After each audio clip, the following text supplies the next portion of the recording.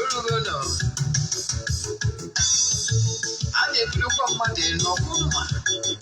Onye mee nke ọma. Ebulie ya elu. Si ya jide nke o ji na-aga n'iru. Biko ka anyị gbakọ kịta. Wee kelee n'eze a. Eze a dịghị adị. Eze-Ana Ugochi tubelu. Eze-Ana Ugochi tubelu. Nwoke ọma na oraifite. Ị ga-adị.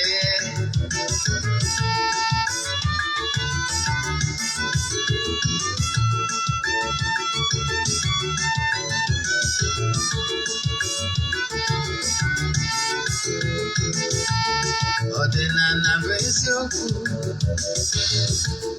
Ọdịnala bụ ụzọ ndụ. Ị ma na o nwere olu na-eti mkpu na-asị ụmụ Igbo chigharịa, ụmụ Igbo chigharịa. Kwa mbọsị ọ na-eti. N'ụtụtụ na abalị ọ nọ na nkụzi.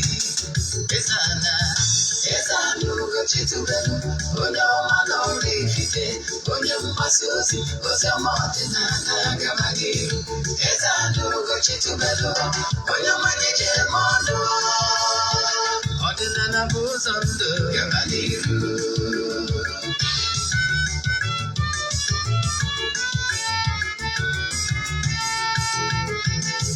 Eze-Ana Ugochi tubelu. Onye ọma na oraifite. Onye mgbasa ozi ọma ọdịnala gaba n'iru. Eze-Ana Ugochi tubelu. Onye ọma na-eje eme ọnụ. Ọdịnala bụ ụzọ ndụ gaba n'iru. Eze-Ana ga-adị. Ugochi tubelu ga-adị. Ugochi tubelu tempụl. Ọ ya adị. Maka na eziokwu anwa chacha. Ndị ụka erighị anyị front and back. Ndị oche eri anyị front and back. Fọdụ sikala aka ọgọrị ụmụ Igbo si anyị rapụ nke anyị na nke feka mma. Buru Baịbụl bịa akwụkwọ akụkọ mepekwa chọọchị fa okwuru ụka abịa. Mana Ugochi tubelu ekweghị ekwe. Eze-Ana si na ọma mme. Ọdịnala ọmanwụ chacha. Oge ọbụla ọ na-eti. Ọ nọ na nkụzi. Chukwu abịa ma gbaa gị ume. Ọdịnala ya dị. Ụtụtụ ọma na ụmụ ọdịnala Igbo. Abịakwa m n'oge awa nke eziokwu. Nke ọ bụ mụnwa bụ Ogbuefi Eze-Ana Ugochi tubelu na-anọ n'isi ya. Oge awa nke eziokwu bụ oge anyị ji awa eziokwu niile agba. N'ụbọchị tata, isiokwu anyị ji wee bịa bụ ihe niile ị kwesịrị ịma gbasara aha Jizọs ya na ọdịnala Igbo spirituality. Anyị chọrọ ka anyị kọwaa many things ka o doo anya taa. Bandage must fall today. So gee ntị ma gee ntị nke ọma ka ịmata ihe ịmaghị. Maka na what you don't know is only a mystery to you and not to all. Yes, I want to open your eyes today. Mana before I gaba n'iru, maka ndị ọ bụ tata bụ izizi ha na-afọ m na social media. Afọ m bụ Ogbuefi Eze-Ana Ugochi tubelu na oraifite. Afọ m ji wee chụọ Eze-Ana. Abụ m onye isi nchụaja Ugochi tubelu ọdịnala temple. Anyị na-agba afa miri emi rụkwazi ọrụ mmụọ. Abụkwazị m onye isi nchụaja na ọdịnala Restoration Prayer Ministry. Bụrụkwazị onye mgbasa ozi ọdịnala Igbo. So you can call me an ordinary evangelist. I will answer. My mission is to help you live better life. N'ụbọchị tata, before I gaba n'iru, ọkwa dị mkpa. Echefuna na aja anyị na-achụ kwa ọnwa nke ọnwa Ọktoba ka na-aga n'iru. And ejikwazi m n'aka na ndị niile sonyere anyị na aja nke ọnwa Ọktoba enwetago ihe onyonyo mmalite. Ọ bụrụ na ị nwetabeghị nke gị, WhatsApp m na meseji. Ịma na ya anaghị esho social media, ihu ọrụ na social media. So na WhatsApp nọmba gị ka anyị ga-esendịrị gị ya bụ mmalite ebere anyị vidiyo. Maka ndị ọpụta ha na-agba izi ha na-anụ gbasara aja a na-achụ kwa ọnwa. Ndị na-esonye na-acha amarụgo ka esi eme ya, mana maka gị bụ onye ọfụ He gave me forward or 3 prayer requests. He made donation token to the account number. He chat is him now WhatsApp. I want God that details I need it from you in order to book you. Yes. Then because of that, if forward or 3 prayer requests, he made donation token to the account number. I was here a belegi na yogi. Debe n'ọta na-achụ aja na-ekwubi okwu na-aga ọfọ n'isi gị si n'ọnwa Ọktoba. Ụbọchị anyị ga-achịkọta ya, anyị na-eji na mmiri je mere ndị mmiri sara aka chụọ aja na mmiri gbagọtazie na tempụl chụọrọ ụmụ mmụọ nọ na tempụl aja gbukwazie eburu emere sara aka. I can tell you na ike dị na aja a na-achụ n'igwe. Esigo n'ụzọ dị etu atọ ọtụtụ ndị mmadụ na-agbụ. Esigo n'ụzọ dị etu atọ ọtụtụ ndị mmadụ na-agbụ. Yes. Then ka anyị gabazie n'iru na nkụzi anyị ji maka ya wee bịa. Anyị gabazie n'iru na nkụzi anyị ji maka ya wee bịa n'ụbọchị taata. Then ihe chọrọ ka nkọwalụ gị bụ ihe ị kwesịrị ịma n'ụbọchị taa. Yes. Ihe anyị kwesịrị ịma bụ nkụzi anyị ji bịa. Ihe ga-edoro gị anya ọfụma ọfụma ịghọta ya. Then ipezi attention ịghọta ihe eji maka ya wee bịa. Ihe anyị ji wee bịa bụ ka anyị gwa gị ka ị kwesịrị ime. Chọọ isonye na chaatị m na WhatsApp 0813 8243 871 0813 8243 871. Then ka anyị gabazie n'ihu na nkụzi anyị ji bịa. Ọ bụrụ na ị na-anụ nkụzi a na ị chọrọ ịnụ ya ọzọ, ma ọ bụ na ị chọrọ ịnweta nkụzi anyị na-akụzi kwa ụbọchị ọdịnala Igbo, ihe ị ga-emewu jee na my YouTube channel Ogbuefi Eze-Ana Ugochi tubelu oraifite. Anyị nwere over 1000 lectures na nkụzi niile anyị na-akụzi gbasara ọdịnala Igbo for years. Ọ bụkwa ndị na-esonye na anyị site n'Eziokwu TV. Ịchọrọ o nwere ihe ọbụla ịwọchị n'Eziokwu TV dịka Nollywood movies English, jee na Ugochi tubelu movie productions ịwọchị ya in full. Ọ bụkwa nnọọ Igbo movie ka ịwọchị n'Eziokwu TV chọrọ ịwọchị ọzọ maọbụ isi ala ya ndị mmadụ, jee na Eziokwu TV Nollywood movies na YouTube. Then onwezie ihe ndị ọzọ ị chọrọ ịfụ na ị na-anụ na Eziokwu TV, jee na Eziokwu TV na YouTube ịwọchị ọzọ. Ka anyị gabazie n'iru nya bụ nkụzi anyị ji bịa. Nkụzi a ama eto ogologo mana ị ga-amụta ihe. Gịnị ka anyị chọrọ ka anyị kọwalụ gị na ya? Ihe anyị chọrọ ka anyị kọwalụ gị na ya bụ gị nwa na-ekwu okwu a na-ekwu maka aha Jizọs bụ chi ndị ụka ọbịa. Gee ntị, achọrọ m ka m kọwalụ ihe bụ allegorical stories. O nwere ọtụtụ ihe ndị ụka ọbịa ji wee rie anyị bụ ụmụ Afrịka, rie anyị front and back. Yes, through the Emperor Constantine, they promoted one of their own. Si n'ụzọ dị etu a wee mee anyị nwe ụmụ Afrịka ka anyị chefuo ejirimara anyị n'ebe anyị si bịa. E nwere ọtụtụ asị dị iche iche asịrị wee sigide ọdịnala Igbo. E nwekwara ọtụtụ asị ha sịrị iji wee promote their own. Then ha bido wee promote the personality of Jesus. Mgbe ha na-epromote ya, ihe ha meziri bụ ha subdue other obere dị iche iche dịka isi wee mara ndị aja. Ndị aja bụ ndị na-epromotu nke ha, and ha chọrọkwa n'ịma gbasara okpukpere ọbụla maka na ihe dị ha mkpa bụ dominance. Ndị anya na-agwa gị ha nwụrụ mgbe ha ji wee fụ anyị bụ ndị isi ojii n'anya, kama na ihe ha chọrọ bụ ka ha bụrụ ha ka a na-ekwu maka ha, ka a na-eteki center stage every time. Ihe a meziri owu ha play down on other religion na okpukpere dị iche iche na nsọtụ ụwa dum. Ihe a meziri ha promote nke ha, kwuo na nwa ha nwoke Jizọs n'Ọchukwu ka ọ bụ. Then plays it down on other religion. Ụmụ ihe niile ha tinyere bụ ihe na-eme gịnị? Na-ebute nsogbu, butere nsogbu n'elu ụwa dum. Ka mmaala atụ, mụnwa asọpọtụrụ igbu mmadụ n'ụdị ọbụla. Fat enwere any reason mmadụ ga-eji wee justify igbu mmadụ, mana o nwere ụfọdụ act ọ na-abụ mmadụ mee ọ bụrụ provocative act. Nke mbụ, ha na-ada edebe onwe ha na ọha awụka nke ha nọ nke ha ka mma. Ha na-epromotu nke ha na-epromotu afa ha belivru na ya nọ nke ha ka mma.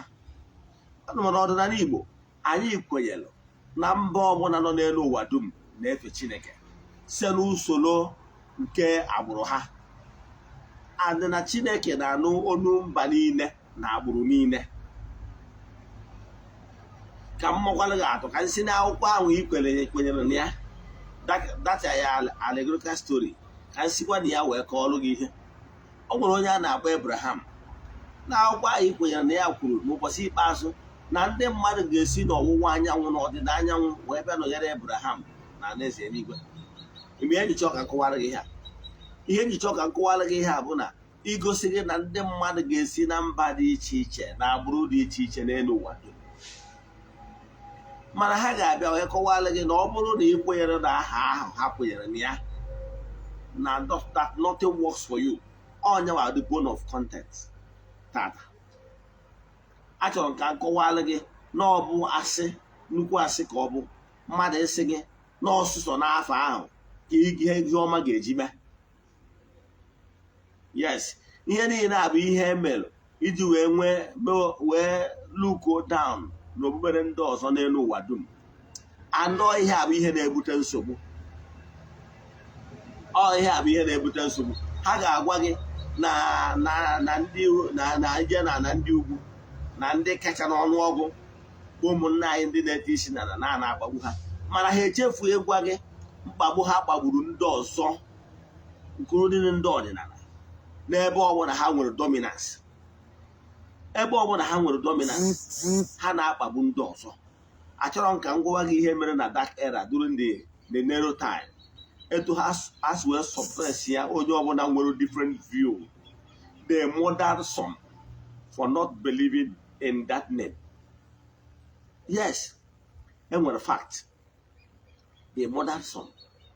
Mana ihe na-achọ ịkọwara gị bụ onye ọdịnala. Mmadụ bịara na-agwa gị na ọ bụ sọsọ n'aha anwa ka ya ga-eji nwee nzọpụta, n'ọsọ n'aha anwa ka anyị ga-eji nwere onwe gị, n'ọsọ n'afọ anwa ka ihe ga-eji dị mma. Ihe niile abụ agbụrụ na-achọ ka ha dominate ya n'ụdị ọbụla. Ha promote bezie nke ha wee luko down on other religion. Ọdịnala Igbo kwenyere na agbụrụ ọbụla na-efe chi nke ala ha n'usoro nke ala ha. Ọdịnala Igbo kwenyere na live let live. Ọdịnala Igbo na-egosi ịfụnanya ruru ala. Onye abatara na ọdịnala Igbo nabatara okpukpere niile nọ n'elu ụwa dum. Ọdịnala Igbo nabatara okpukpere niile nọ n'elu ụwa dum. Ọdịnala Igbo nabatara okpukpere niile nọ n'elu ụwa dum. Kpatara na ọ na-abụ ndị bịa, ọdịnala Igbo enye ha ana. Mgbe ndị RCM, Roman Catholic Mission bịara, ndị ọdịnala Igbo nyere ha ana. Mgbe ndị Anglican CMS, Church Missionary Society bịara, enyekwara ha ana. Mgbe ndị Methodist bịara from US, enyekwuru ha wee duruzie gabasịa. Ọdịnala Igbo kwenyere onye biri ibia biri. Ọdịnala Igbo na-egosi ịfụnanya nye agbụrụ niile na okpukpere niile. Ọnya ka anyị ji wee nabata ndị ọbụla.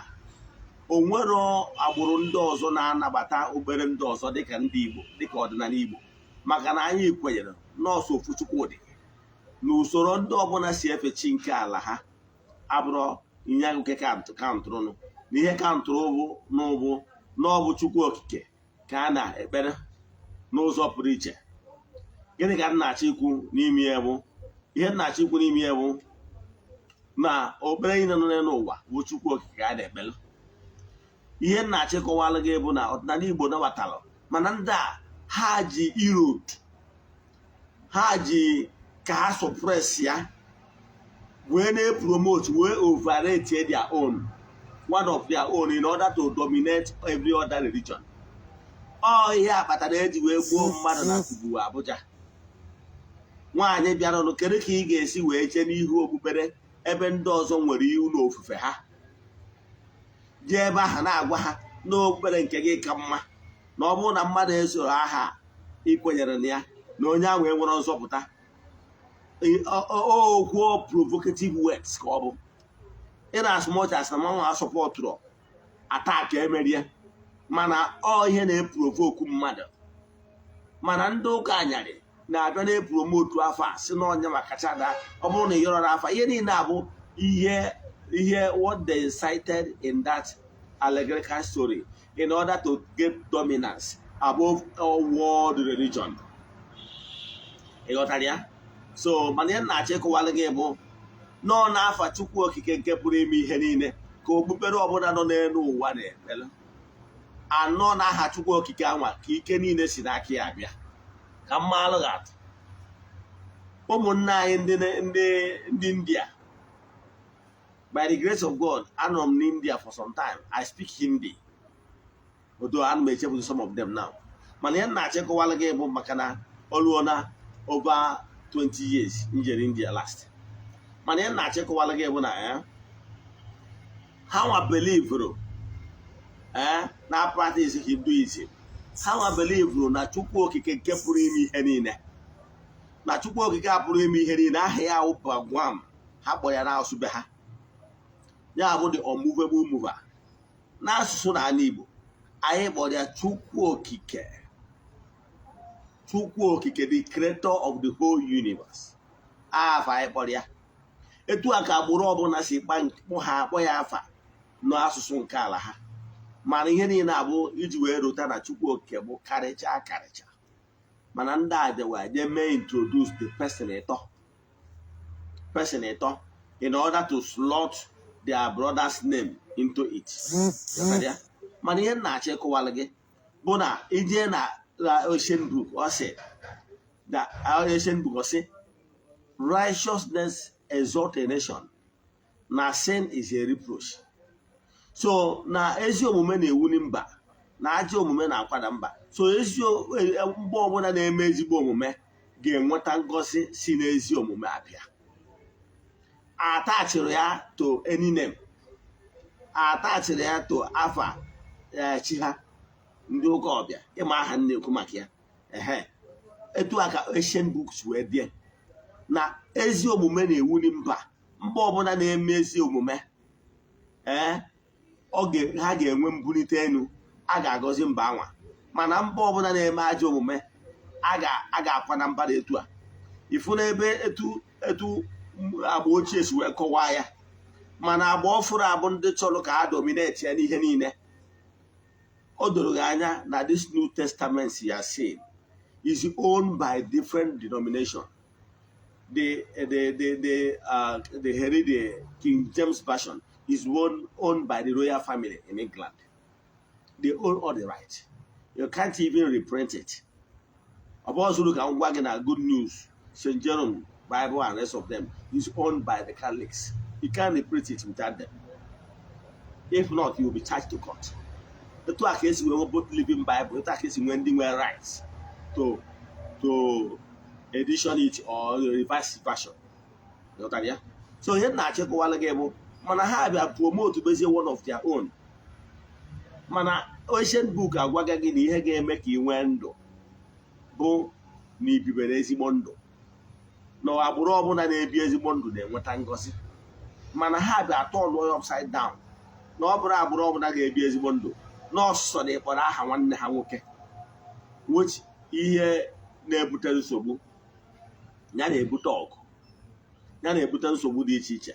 Maka mgbe ị bịara look down on usoro mmadụ si ekpere okpukpere ya, sibazie nọ nke gị ka mma, ịmara na ị na-achọ nsogbu. Mana ihe na-achịkọwara n'ọdịnala Igbo soro m na ndị the extremist no, mana mma akọwalụ etu how things work. Mana ihe na-achịkọwara gị respectri m okpukpere ọbụla onye na-ekpere, kama ihe mụnwa dị against bụ ịbịa na castigate our forefathers, castigate where our method of worship in ọdịnala Igbo. Nke a ka m siri no. Maka na agwara m gị na nkụ dị na mba na-eghere mba nri. I'm only addressing our Igbo brothers only. I'm only addressing Africans only, not to neglect their roots. Maka na ihe na-esi na nke onye akarịa. Ndị onye anwa bịa na-asị gị nọọsụ so na ị ga-akpọ aha nwanne ha nwoke bụ ndị ahụ abịa na-agwa gị na ị ga-akpọ aha nwanne ha nwoke bụ ndị anyarị bụ ụjọ ọsụ ka e wee mee gị ka ị wee bụrụ oru to system ha created in order to remain on top ka e wee mezie agbụrụ niile ka agbụrụ ndị ọzọ niile bụrụ ndị efurefu. Ọnya ka mụnwa dị against. Yes, ọnya ka mụnwa dị against. Mana ọ bụrụ na ha bịa gbapụta agbụrụ ọbụla si agbụrụ ọbụla febenu chi nke ala ụnụ, maka na agbụrụ ọbụla ga-esi n'ife chi nke ala ha wee dị ike. Ka mmalụ ga-atụ onwege any country ọbụla, whether is Africa or Asia, na-eso usoro okpukpere ndị anyarị ga-adị ike karịa ndị anyarị. It's not possible, because they will not give you format that will make you challenge them. Man, look at the fastest growing economy in the world. The Asians, the Chinese, the Indians, they are using their own format. They are using usoro okpukpere ha. The same people are colonized ha. But go to India today. Somebody can be a professor using their own language. But ndị Igbo abịara ịgwa gị na you should stop speaking vernacular. What is vernacular? Kedu ka esi abịazi na-emezi our own language ka ọ bụrụ vernacular? Then English abụrụ ihe niile a na-emewe ihe jiri ya.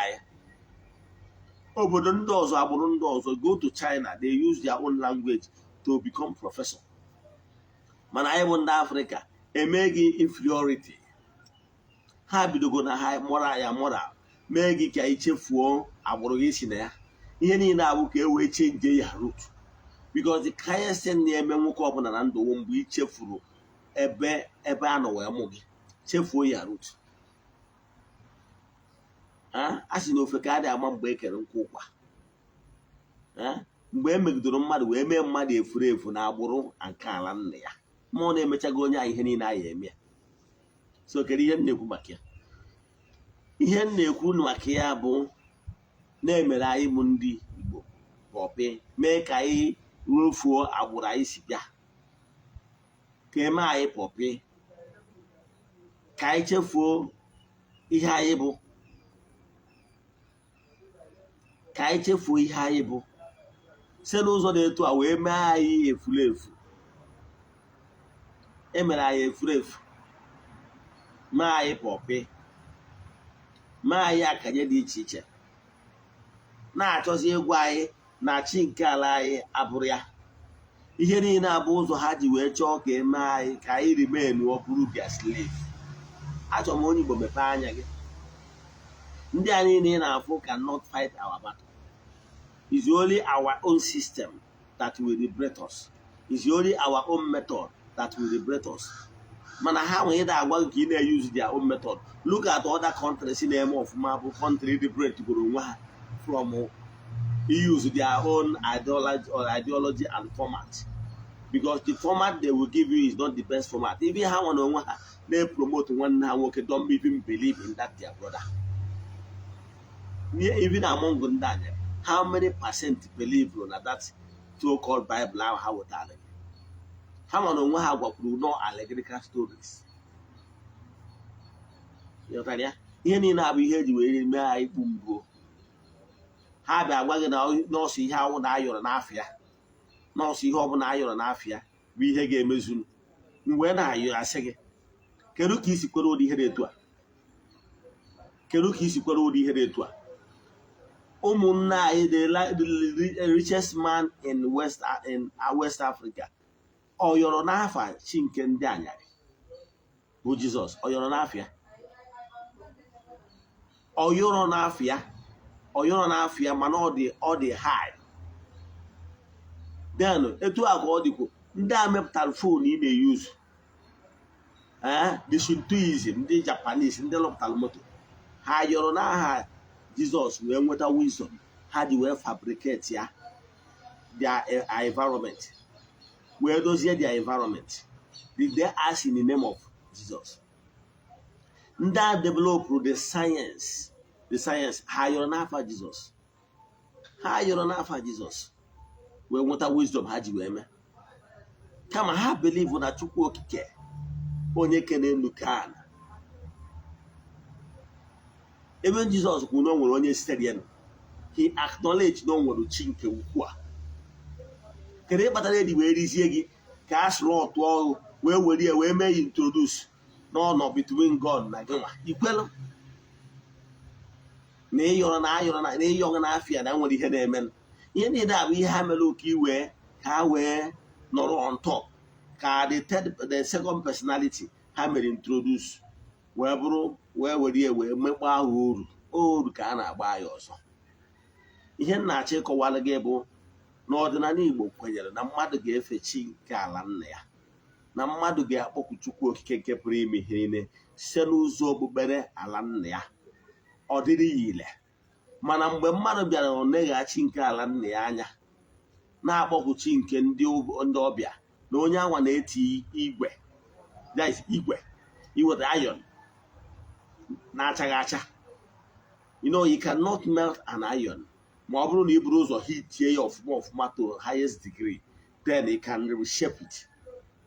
So when you bring a wheel shaft, started hitting wheel shaft to reshape it, why it's still strong, it can never achieve anything.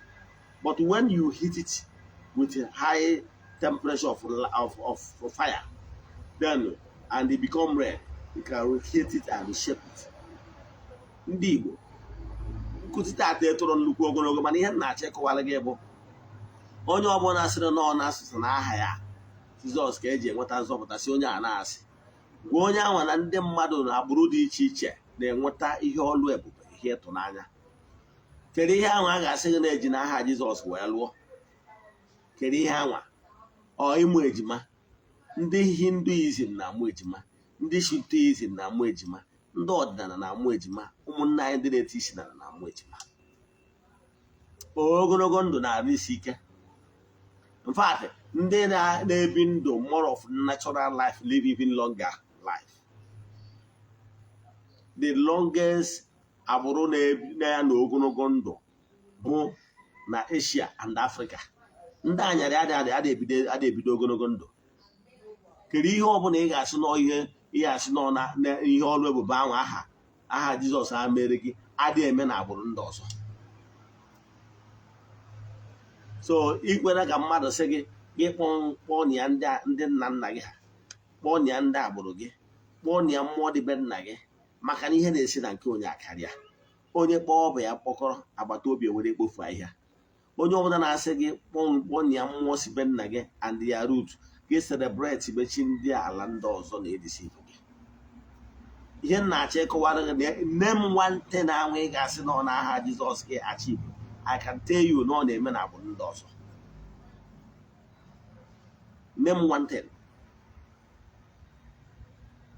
Is it the science people that create science? Is it in the pharmaceutical? Is it in the spare parts? Is it in the technologies? They achieve all these things without the name of Jesus. So it's not a name. It's not a name. Come on, and Daniel, they are know that name. Introduce that personality. Ke wee gbaa anyị n'oru ugboro ịbụa ka anyị wee were ya na-celebrate ha, ka anyị wee were ya wee na-celebrate ha. So gịnị ka m na-agwa gị onye ọma na-ege ntị? Pay attention n'aha Chukwu okike nke pụrụ ime ihe niile. Ọnyanwa bụ dị ọmụvebụ mụva. Ihe kpatara na ọdịnala Igbo, ihe dị iche na ọdịnala Igbo na okpukpere ndị anyarị bụ na ọdịnala Igbo ekwenyere na Jizọs bụ Chukwu. Yes, ọdịnala Igbo kwenyere na Chukwu okike, Chukwu abịama, Chukwu akere elu ka ana, Chukwu nke bụ kacha chi niile. Ọdịnala Igbo kwenyere ya. Ọdịnala Igbo kwenyekwara na ọ bụ n'aha ya ka anyị na-ayọ ihe ọbụla. However, ọdịnala Igbo recognize kwara other forces of nature, ndị njelu nke Chukwu na-ejere Chukwu na mmadụ ozi, mana ọdịnala Igbo akpọrọ ya Chukwu maka na ya bụ Bible abụ allegorical story ị na-ekwu otu. None of the messages there was sent to Africa. Message yes sent in the Ephesus na France. How does it concern us? Or message sended in the Corinthian number Turkey. How does he consign us? Messages in the one uncle sended to we Africans. Because whatever message he brought is for his people only. He is not here for us. He did not come for us. That is why the only time Oman open in Africa, bụ mgbe a na-achị igbu ya dịka ewepụta na Egypt, bụ ebe civilization start na Africa maka inwere onwe. Mgbe o tolitere n'oge ịrụ ọrụ isi ụmụnne ozi, he went back to his country and never come to Africa continent again. O nwere ozi o siri 12 disciples yọkpọrọ Africa, 12 apostles yọkpọrọ Africa, nwere onye African ya, 72 disciples nwere onye African ya. Kedu ozi ka ịnụ si aṅụ paracetamol na isi na-awụ onye ọzọ? Ozi eziri ndị Efesọs, ndị Europe, ndị anyarị bịa na-awụ n'isi na Afrịka. Tetanụ n'ụla ife nyanwa na onwe ya nwere mgbe ọ gbara ụkwụ na Afrịka as a grown up ma ọ bụ ka ọ bịa gbasa ozi maka na ọma he did not come for us. Don't tell me na enwere mba dị iche iche na Afrịka maka na agwara maka Ethiopia Enoch. Ethiopia na-eme exist. Ana m achọ ịgwagodo ka afọ obodo ndị mention na ya Bible. Agbọrọ Egypt, ọ bịara Egypt as a grown up. Despite the fact na Egypt bụ obodo zọrọ ya ndụ, protect ya ma a na-achị igbu ya. Agbọrọ Ethiopia, ọ bịara Ethiopia. Talk less of obodo ndị ọzọ niile na-eme exist mgbe ahụ. So it's not for us. Ọ bịara maka anyị nwa. Mụ na-aṅụ paracetamol isi na-awụ onye ọzọ. Ihe na-achọ ịkọwalụ gị bụ na ihe ahụ ọ bịara maka ụmụnne ya, he came for his people. Mana ndị nke ya nabatara ya. Ọ bụrụzie anyị nwa bụ ndị agbarụ a na-agba n'oru ga-ejegoro ya bụ ka e wee ikwu anyị n'oru. Ihe na-achọ ịgwa gị bụ na onye na-asị gị na ọ na-afọ ya ka a ga-eji mee nke a mee nke ọzọ na-eweziga ahịa aka nte yu nne m esi ngote na ọbụla ị sịrị ị na-eme n'afịa ada na-eme na agbụrụ ndị ọzọ na obere ndị ọzọ. Ana m achọ ịgwa gị na chi na-azụ onye ọdịnala ekpere na-azụ onye Shintoism na ekpere, onye Japan na-azụ onye Hindu, onye India na-azụ ya ekpere, na-azakwazị ụmụnna anyị ndị na-eti isi n'ala ekpere n'otu ofu Chukwu dị. Onye bụ meseji njibeta ka anyị kwụsị na iru uju, ka anyị kwụsị na ịkọtọ ndị ọzọ, ka anyị kwụsị na ije bute. Mana gị nwa bụ nwatakịrị bụ onye eriri eri mgbe ịmụrụ na onye kpọọ bụ ya kpọkọrọ ọgbata obi ewere gafuo ahịhịa. Mgbe ị sị na ndị nna nna gị abụrụ ihe, mgbe ịkpụ ya kpọọ ya chi nke ala nna gị, na-akpọ chi nke ndị obodo ọzọ, ịmụrụ na eriri gị rie front and back. Ị nwere idea. Ihe m na-achọ ịkọwalụ gị bụ na whatever ọ bụla esi nọọ ihe ịyọta n'afịa na ihe ahụ ọrụ ebube anyị, ihe anyị gbara ọrụ ebube na-eme na agbụrụ ndị ọzọ. O sị na ọ bụrụ n'afọ a bụ the problem. N'afọ ihe na-akpọ ọbụjọ ọsụ ụgba na onwe gị na akpọrọ onwe gị afa, o nwere ihe afọ ahụ mere. Yes, nọ n'afọ Chukwu Okike bụ afa karịchara afa niile. Ka anyị teta nọ n'ụla kpọkuo chi nke ala nna anyị na ọ ga-aza anyị. Etu ahụ ụmụ Izrel si akpọ chi nke Shedrak, Mishak and Abednego, chi nke ndị nna nna ha. Etu ha si apụrado onwe ha na ha ewu ụmụ Abraham, etu a ka anyị ga-esi na-apụrado onwe anyị na ha ewu ụmụ Afrịka. Ka anyị teta nọ n'ụla, hapụ na ihe mmadụ ga-ekwu, mee embrace chi nke ala nna gị, ọ ga-aza gị. Ịmara etu ahụ isi wee nwezie nwee okwukwe siri ike na chi nke ndị anya all over years and onwere ihe iwepụta, onwere ihe ịnweta, were gwadaziela anwa so chi nke ala nna gị, ọ ga-enyere gị aka. O mere n'ime ndụ m and ọ ga-emekwa n'ime ndụ gị ma ọ bụrụ na ị were ezi omume wee kwere. So ihe m na-achịkọwa bụ na ọ na-aha Chukwu Okike nke pụrụ ime ihe niile ka ike niile dị. Ijiji n'aka gị na-efu n'onwe gị site na celebrate chi nke ndị anyarị. Maka na akụkwala gị sị gị na onye developụ fon ị na-eyuzu wee na-afụ m ma ọ bụ telivishọn ị na-eyuzu na-afụ m ekwetara na chi nke ahụ ndị anyarị, mana o kwetara na chi nke ndị agbụrụ ya, kweta na bringer of message to ndị agbụrụ ya, and all that method aka ochie wee nye wisdom o ji wee na-excel n'ebe niile ọ nwetara onwe ya na ndụ a. Ka nkwụsị ebe a, inwe ha ajụjụ na nkụzi a, sendịalụ m meseji ma ọ bụ na-ịchọ ka agbara gị afa miri emi, sendịalụ m meseji na WhatsApp 0813 8243 871. I repeat, 0813 82 43 871. N'aha Chukwu Okike nke pụrụ ime ihe niile, ekwuo m okwu ngozi n'isi ndị niile sonyere anyị n'oge awa nke eziokwu a, ndị nọ n'oru na ndị nọ n'Igbo. Asị nke ọmaka meela ụnụ, asị na akakaka ya mụ na jijiji anya mụ ụnụ, ọ kachasị n'isi ndị Friends of the Temple and Children of the Temple, ya na n'isi ndị niile ihe anyị na-eme na-amasị na ndị na-esonyere anyị n'eziokwu TV.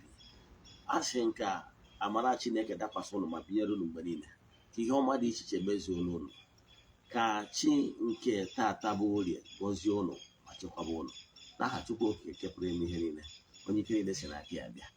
Ka ọ dịkwanụ n'oge awa nke eziokwu echi niile. Daalụkwanụ.